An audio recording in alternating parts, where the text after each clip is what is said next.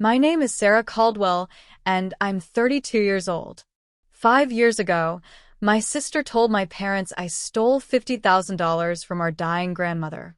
She lied, and that single lie erased me from my own family. They cut me off. They blocked my calls. They refused to look at the bank records. They missed my residency graduation. They weren't at my wedding. For 5 years, I was no one's daughter. Then last Tuesday night, my sister was wheeled into my emergency room, lips blue, throat closing, dying. The attending physician called for the lead resident. I stepped forward, and when my mother looked up from her phone and saw the MD badge clipped to my scrubs, she dropped her coffee cup. The ceramic shattered across the waiting room floor. I had 90 seconds to decide if I was going to save the person who destroyed my life. Clara was in anaphylactic shock. Her airway was closing. Without intervention, she'd be brain dead in 3 minutes. My parents stood frozen behind the glass, watching me, the daughter they'd thrown away, holding their golden child's life in my hands. I grabbed the intubation kit, not because I forgave her, not because they deserved my mercy, but because I took an oath, and unlike my sister, I don't lie. I spent 5 years becoming the kind of person who keeps her word even when it costs everything. So I saved her. And then I made them listen to the truth. If you want to see how a family can choose a lie over their own daughter and how that daughter became strong enough to face them anyway, hit subscribe. Because this story gets worse before it gets better. And you need to hear all of it. I grew up in Evanston, Illinois, in a brick colonial with a maple tree in the front yard and a kitchen that always smelled like my mother's lemon bread. From the outside, we looked like every other family on Maple Street. From the inside, we had roles, and mine was to be easy. Clara was born charming. She had my mother's green eyes and my father's quick smile, and she knew how to use both. At 6 years old, she could walk into a room and have every adult leaning toward her like she was the sun. She told stories with her hands. She laughed too loud at my father's jokes. She remembered the names of my mother's book club friends and asked about their grandchildren. I was born responsible. I had my father's dark hair and my mother's careful nature, and I knew how to stay out of the way. I finished my homework before dinner. I made my bed without being asked. I got straight A's and never caused problems because causing problems meant taking up space, and space in our house was already accounted for. Clara got the attention. I got the approval. But approval is quiet and attention is loud, and in our house, loud always won. When Clara forgot her science project, my mother drove it to school during her lunch break and called it just one of those things. When I forgot my permission slip for the field trip in 8th grade, my father said, "Sarah, you're old enough to keep track of your own responsibilities." I was 12. Clara was 15 and had never kept track of anything in her life. My parents didn't notice the difference. Or maybe they did, and they told themselves it was fair. Clara needed more help. Clara was creative, spontaneous, full of life. I was steady, capable, self-sufficient. Those are compliments that feel like corrections. By high school, the pattern was set. Clara joined theater and student government and came home with stories about cast parties and campaigns. I joined math club and volunteered at the library and came home with books. My mother asked Clara about her day every night at dinner. She asked me about my grades. I learned to be proud of not needing things. I learned to translate "you're so independent" as love, even though it felt like dismissal. I learned that the way to be valued in my family was to never be a burden, never be dramatic, never need reassurance or validation or a second glance.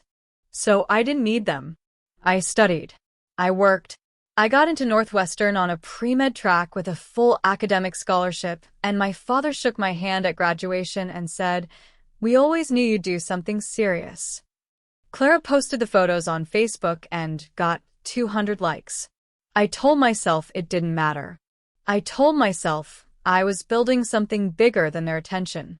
I didn't know yet that steady and reliable are only valued until someone charming needs to shift the blame. If this family dynamic feels familiar, drop a comment and let me know. And subscribe because the people in this community understand what it's like to be valued for what you do, not who you are. We see you. And we're here for the whole story, the painful parts and the vindication. Grandma Lillian started forgetting things the spring of my final year at Northwestern Medical School. Small things at first. She'd call my mother 3 times in one afternoon, asking the same question about her water bill. She'd leave the stove on after making tea. She'd introduce herself to neighbors she'd known for 20 years. By June, the diagnosis was official: early-stage Alzheimer's with vascular dementia. Progressive. Irreversible. My mother cried in the neurologist's office. My father made a spreadsheet of care options. Clara posted a photo of herself holding Grandma Lillian's hand with the caption, "Cherishing every moment with this incredible woman," and got 400 sympathetic comments. I was rotating through my neurology elective. I knew what was coming. Someone needed to help manage Grandma's finances before she forgot how. Someone needed to make sure her bills got paid, her medications got refilled, her Medicare claims got processed. Someone needed to be added to her checking account so that when the confusion got worse, her lights would stay on and her prescriptions wouldn't lapse. My mother asked Clara first.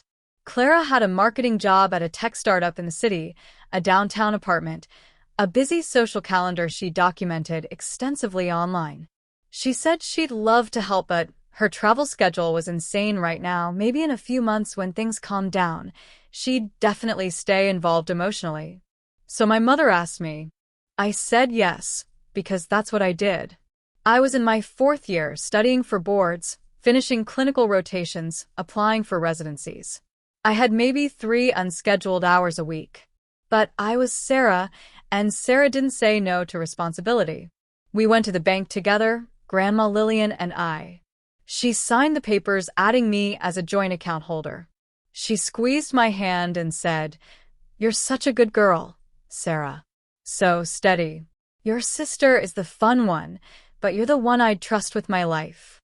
I wanted to feel honored. Instead, I felt tired. For 6 months, I managed her account. I paid her utilities from her checking. I submitted her supplemental insurance claims.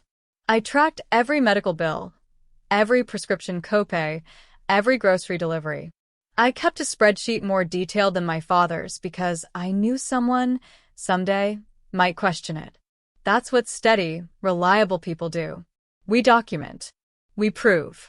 We prepare for the accusation we don't yet know is coming. Clara visited twice. Both times she brought expensive flower arrangements and took photos with Grandma for Instagram. Both times she left after 40 minutes because she had a work dinner, a friend's birthday, a spin class she couldn't miss. My mother said, "It's so wonderful that you both show love in your own ways." I was sitting on Grandma Lillian's couch organizing her pill dispenser when she said it. I didn't look up. I just kept sorting the white tablets from the blue ones, the morning doses from the evening ones, all the things that kept an 82-year-old woman alive while her memory dissolved like sugar in water. Clara got the credit for caring. I got the work of keeping her alive. 6 weeks later, Clara would make that work look like theft. The call came the Tuesday before Thanksgiving. I was in the hospital library studying for my emergency medicine shelf exam when my phone buzzed. 3 missed calls from my mother. 2 from my father. 5 texts from Clara that I'd ignored because Clara's texts were always urgent and never actually emergencies. I called my mother back first. She didn't answer.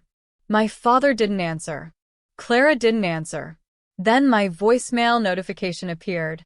My father's voice was cold in a way I'd never heard before. Controlled. Disgusted. Final.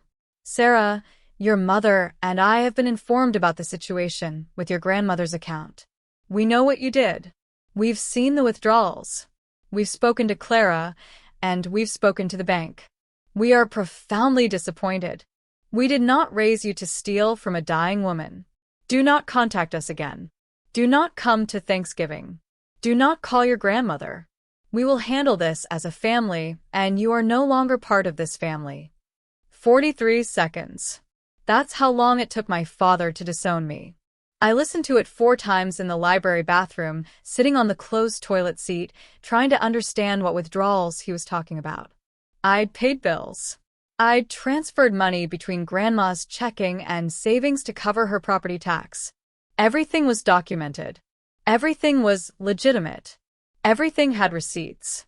I called Clara. Straight to voicemail. I called my mother. Blocked. I called my father. Blocked. I pulled up Grandma Lillian's account on my phone. I had mobile access because I'd been managing it for 6 months. I scrolled through the transaction history with shaking hands. There. Over the past 4 months, a series of withdrawals I had made. 2,000 here, 3,000 there, 7,500, 4,000. Cash withdrawals from ATMs I'd never been to, on days I'd been in the hospital for 12-hour shifts. The dates were in my banking app, stamped with times and locations. Pulling cash in Lincoln Park while I was intubating a patient in Evanston. Withdrawing money in downtown Chicago while I was studying in my apartment in Rogers Park. $53,000 gone. And I was the only other name on the account. I called the bank. They confirmed someone with account access had been making the withdrawals using Grandma Lillian's debit card. They couldn't tell me who. Privacy regulations. But they could tell me that the account holder, me, was responsible for all activity. I tried to call my parents again. Blocked. I sent an email to my father with the subject line, "Please let me explain." It bounced back. He'd filter me to spam. I texted Clara. "I know what you did." 3 dots appeared. Then disappeared. Then appeared again. Finally, "I don't know what you're talking about. Mom and Dad asked me to check on Grandma's account because they were worried about you. I just reported what I found. If you took that money for school or whatever, you should have just asked." She was setting the narrative. She was 12 moves ahead. I sat in that bathroom until the motion sensor lights turned off. In the dark, I pulled up my banking records, my hospital schedule, my time cards from my research assistant position. I had proof. I had timestamps. I had everything I needed to show I was innocent. It wouldn't matter. My parents had already decided who they believed. Steady, reliable Sarah, who never caused problems, had finally caused one. And charming, spontaneous Clara was just trying to protect the family. I spent 3 days compiling evidence. Bank statements showing every legitimate transfer I'd made. Receipts for Grandma Lillian's medical bills, her physical therapy copays, her prescription costs. My hospital rotation schedule printed and highlighted, showing I was physically incapable of making those ATM withdrawals. Screenshots of my GPS location data from my phone, because I was desperate enough to violate my own privacy to prove I wasn't a thief. I put it all in a folder. 37 pages. Chronological. Cross-referenced. Irrefutable. I drove to my parents' house on the Saturday after Thanksgiving. My father answered the door and stood in the frame like a barrier. "He didn't invite me in." "I have proof," I said, holding up the folder. "I didn't take that money. Look at the dates. Look at the times. I was at the hospital when those withdrawals happened. I can show you." "We've already spoken to the bank," my father said. "Your name is on the account. You had access." So did Grandma. Someone used her debit card. I never had her card. Clara had access to her purse. Clara was at her apartment twice a week. "Dad, please, just look at the records." "Your sister wouldn't do this." 5 words. That's all it took. "Your sister wouldn't do this." Not "let me see the evidence." Not "let's figure out what happened." Just certainty. Immediate. Absolute. Clara wouldn't. Which meant I did. "I'm your daughter too," I said, and I hated how my voice cracked. "I've never lied to you. I've never stolen anything. I've never asked you for money or help or anything. I managed Grandma's account because you asked me to. I have proof that I didn't do this. Please just look." My mother appeared behind him. Her face was composed. Distant. She looked at me like I was a stranger doing a bad impression of her daughter. "Sarah, we think it's best if you leave," she said. "Clara's inside, and this is already hard enough on her. She's devastated that she had to be the one to discover this." I tried 4 more times over 2 weeks. I sent the documents via email. They bounced back, filtered. I mailed them certified. The envelope was returned unopened. I showed up at my father's office. His assistant said he was unavailable and would I please stop harassing him at work. I tried to call Grandma Lillian to tell her what was happening, to ask if she remembered giving Clara her debit card. The number was disconnected. Clara had changed it. On January 19th, 8 weeks after the accusation, I found out my grandmother was dead. Not from a phone call. Not from a family member. From an obituary in the Chicago Tribune that a friend forwarded with the message, "I'm so sorry for your loss." The funeral had already happened. 3 days earlier. At the church where I'd been baptized, where I'd taken First Communion, where my parents had sat in the fourth pew every Sunday for 30 years. The obituary listed survivors: her daughter Nora, son-in-law Marvin, and beloved granddaughter Clara. My name wasn't there. I'd been erased from her death the same way I'd been erased from the family.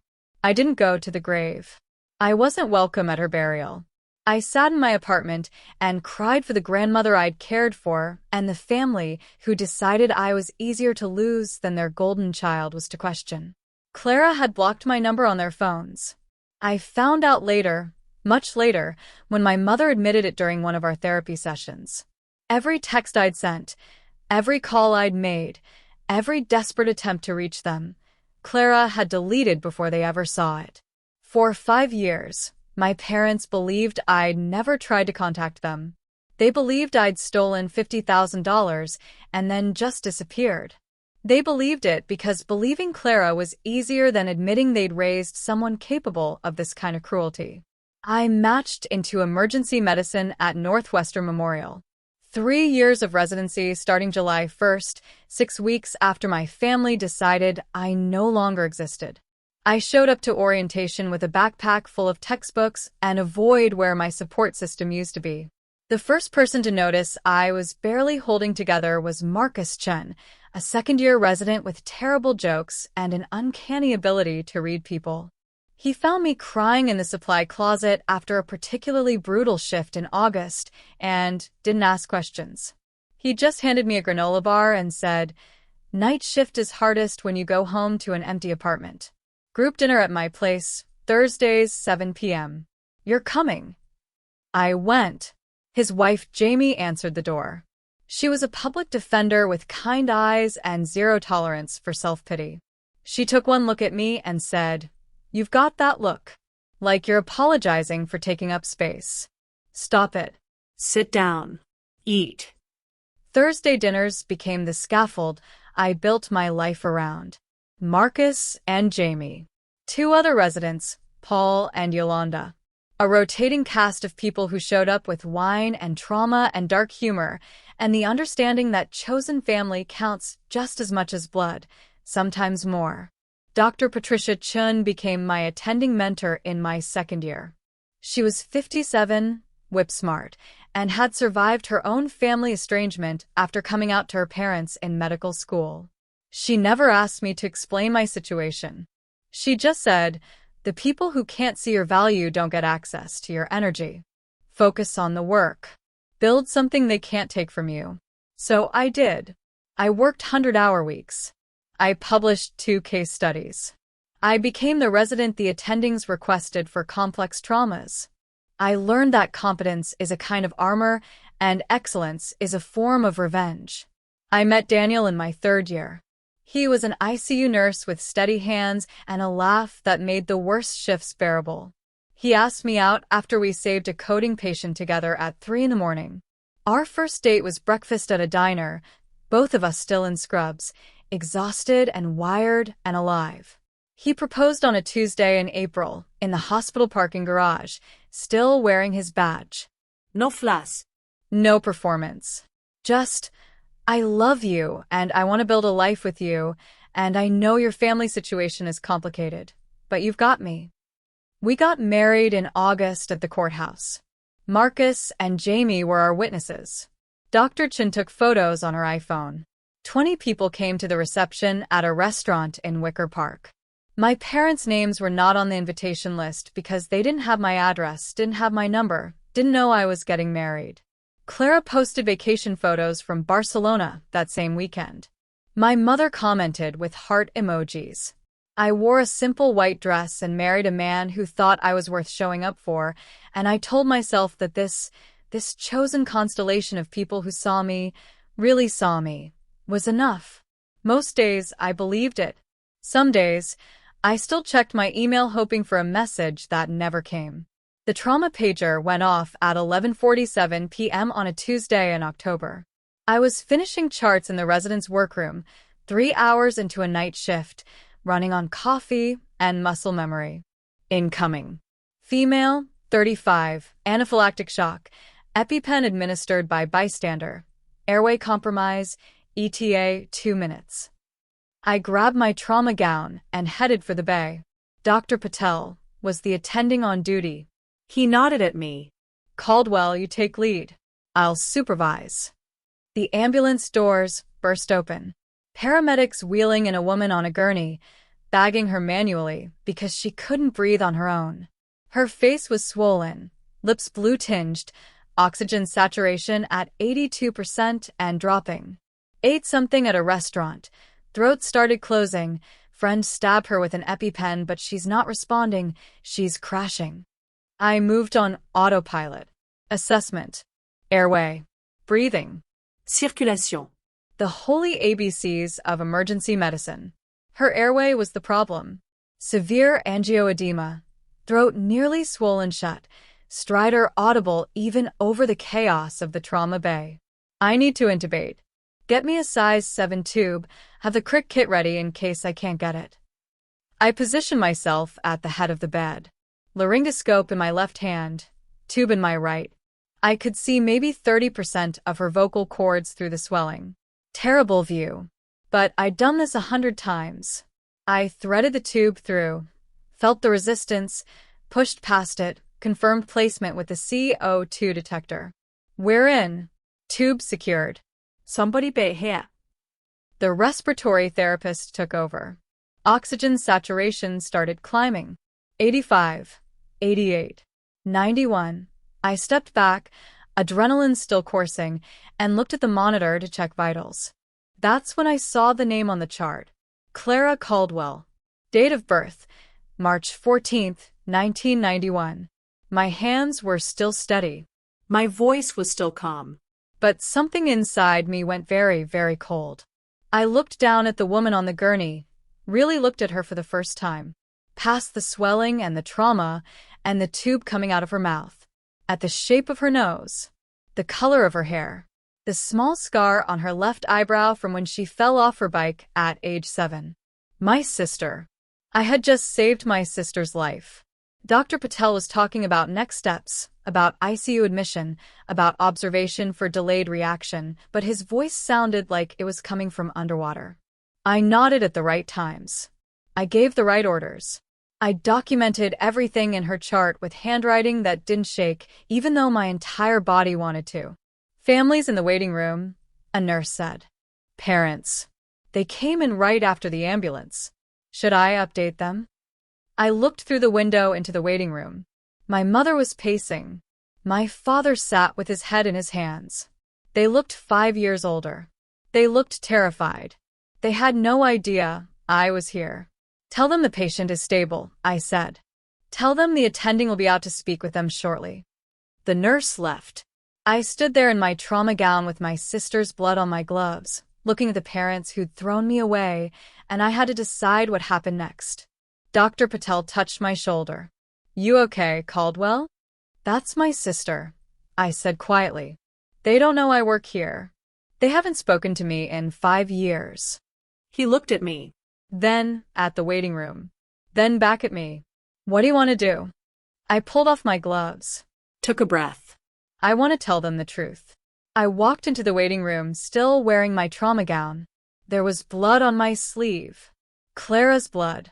My parents looked up when the door opened, and for one perfect, frozen second, they didn't recognize me. Then my mother's face changed. Confusion. Shock.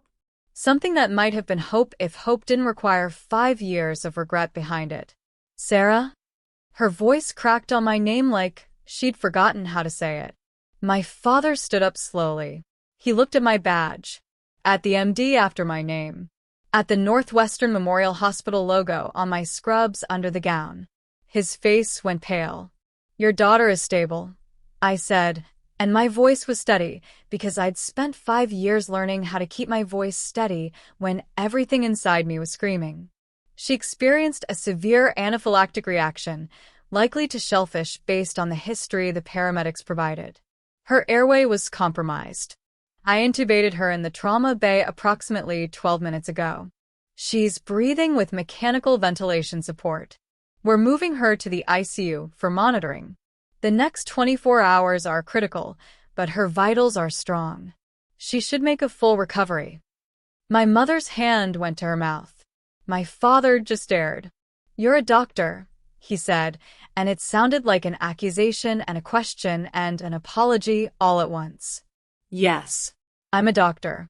I finished medical school 5 years ago, the medical school you thought I dropped out of.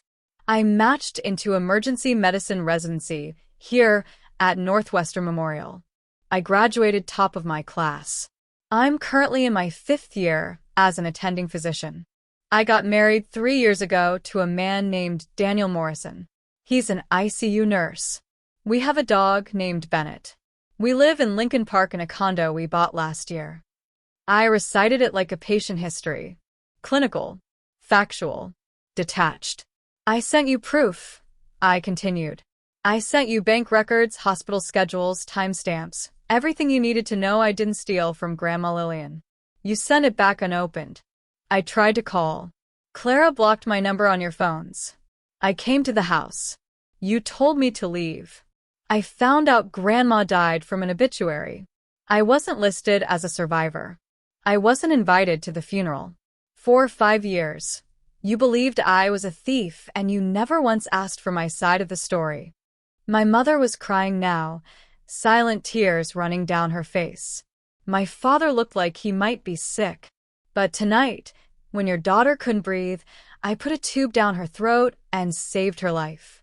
Not because she deserved it. Not because you deserved it. But because I took an oath, and unlike some people in this family, I keep my promises. The waiting room was silent except for the sound of my mother's crying and the distant beep of monitors from the ER. You can see her in 20 minutes, I said. The ICU is on the 4th floor. Take the east elevators. I turned to leave. My father found his voice. Sarah, wait. Please. We didn't know. Clara said. Clara lied. I said without turning around. And you believed her. That tells me everything I need to know about who you think I am.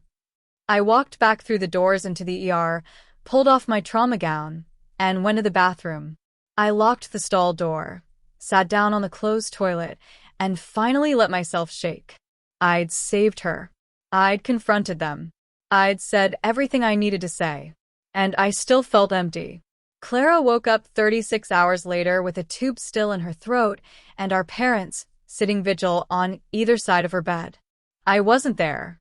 I was finishing a shift 2 floors down, deliberately staying away because I'd done my job and I didn't owe her my presence.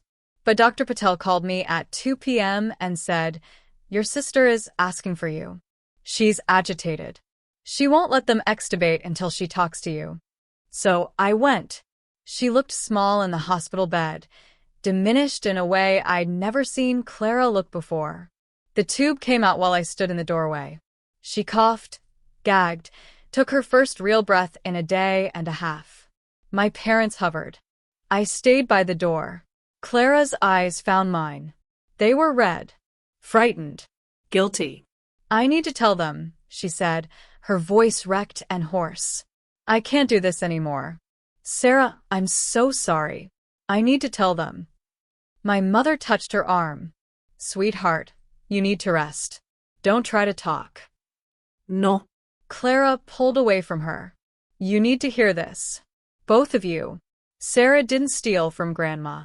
I did. The room went silent except for the beep of the heart monitor and the hiss of the oxygen line. My father's face went blank. What? I took the money. Over 4 months. I used Grandma's debit card. I had gambling debts from online poker, from sports betting, and I couldn't ask you for help because you would have been so disappointed, and Sarah was always the responsible one, and I thought I could pay it back before anyone noticed. My mother stood up slowly. You're confused. The medications. I'm not confused, Mom. I stole $53,000 from Grandma's account. Sarah was managing it legitimately. Every withdrawal she made had a receipt, a bill, a paper trail. I took cash from ATMs while she was at the hospital. I used Grandma's card. And when you started asking questions about the account balance, I panicked and blamed Sarah because I knew you'd believe me. She was crying now, ugly, desperate tears. I knew you'd believe me because you always believed me. Because Sarah never needed anything and I always needed grace, and I used that.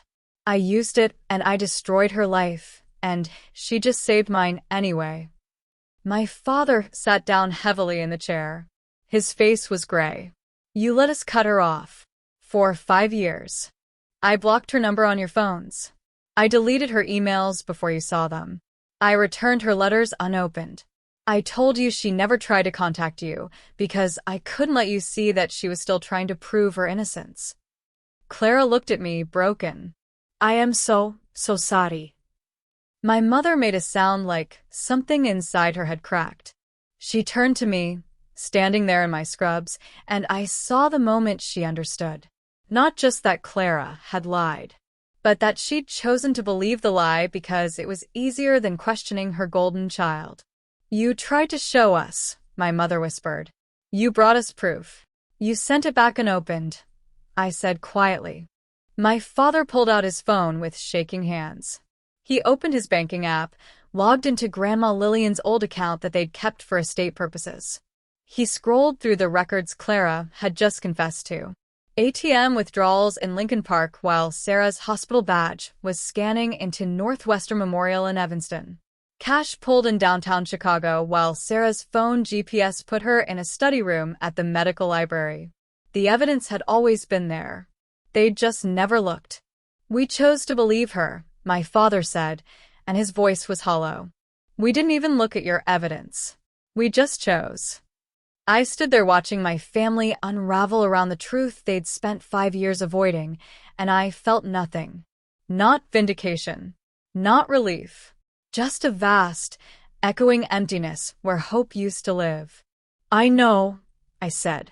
That's why I'm not sure this is fixable. What would you do in Sarah's position? Would you give them a second chance or walk away forever? Drop your thoughts in the comments and subscribe to join the conversation. Because stories like this, they deserve a community that understands the weight of choosing yourself.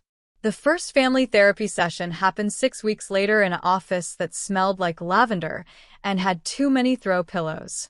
Dr. Reena Kapoor sat between us like a referee. My parents on one couch. Clara on a chair by herself, 2 weeks out of inpatient gambling addiction treatment. Me on the opposite couch with Daniel's hand in mine because I'd learned I didn't have to do hard things alone anymore. Dr. Kapoor had rules. No interrupting. No justifying.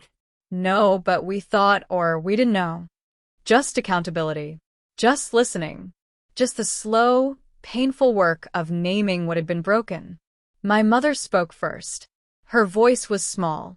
I'm ashamed that I needed my daughter to nearly die before I questioned whether we'd made a mistake. I'm ashamed that I chose comfort over truth. You were always so capable, Sarah, and I told myself that meant you didn't need me. But that was just permission to give all my attention to Clara. My father's turn.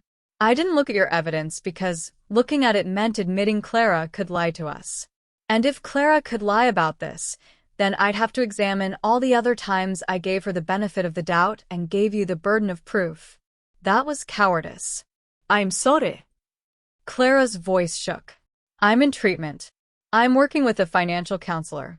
I'm paying back every dollar I stole from Grandma's account, even though it's going to take me years. And I'm trying to understand why I was willing to destroy you to avoid disappointing them. I don't expect forgiveness. I just want you to know I'm trying to become someone who wouldn't do this again. Dr. Kapoor looked at me. Sarah, what do you need from them? I'd been thinking about this for 6 weeks. Through sleepless nights and long conversations with Daniel and a separate therapy session of my own where I'd cried so hard I'd given myself a migraine. I need you to understand that sorry isn't enough, I said. Sorry is a word. I need actions. I need consistency. I need you to prove, over months and years, that you see me as someone worth believing. Not just when I'm saving your other daughter's life. Not just when the truth becomes undeniable. Always. I looked at my mother. I need you to ask about my life because you care, not because you feel guilty. I looked at my father. I need you to look at evidence before you make judgments. Every time. About everything. I looked at Clara. I need you to stay in treatment. I need you to rebuild your life without using me as a ladder. And I need you to understand that we're not going to be close. Maybe not ever. Dr. Kapoor nodded. And what does reconciliation look like for you? Supervised contact, I said. Therapy sessions like this. Maybe eventually, coffee in public places. Maybe eventually, a phone call that doesn't make me feel sick. But not family dinners. Not holidays. Not trust. Trust takes longer than 6 weeks to rebuild when it took 5 years to destroy. My mother was crying again. My father looked older than he had in the hospital. Clara stared at her hands. I can work with that, Dr. Kapoor said gently. This is a starting point, not an ending. The goal isn't to go back to how things were. The goal is to build something new with healthier foundations. 3 months later, my parents came to our apartment for breakfast. Saturday morning. Neutral territory. Daniel made pancakes. We sat at our small kitchen table with 4 plates instead of 3 and talked about safe things. The weather. A book my mother was reading. My father's new position at work. It was stilted. It was careful. It was nothing like the effortless intimacy I'd once hoped to have with them. But it was honest. And honest, I was learning, was worth more than easy. When they left, my mother hugged me at the door. Thank you for giving us another chance. I'm giving us a chance, I corrected gently. All of us. To see if we can build something that doesn't break the first time it's tested. She nodded. She understood. Or she was beginning to. I closed the door, and Daniel wrapped his arms around me from behind. You okay? Yeah, I said, and I meant it. I'm okay. I'd learned that family isn't who shares your blood. It's who shows up, who believes you, who does the work to rebuild what they broke. And I'd learned that I could hold space for my parents' journey toward accountability without sacrificing the life I'd built from the ashes of their rejection. Some bridges, once burned, can be rebuilt, but they'll never look the same as before. And that's okay. Sometimes new is better than familiar. Sometimes chosen is stronger than given. Sometimes the daughter they threw away becomes the woman who saves them all anyway, not because they deserve it, but because she knows her worth isn't determined by their ability to see it.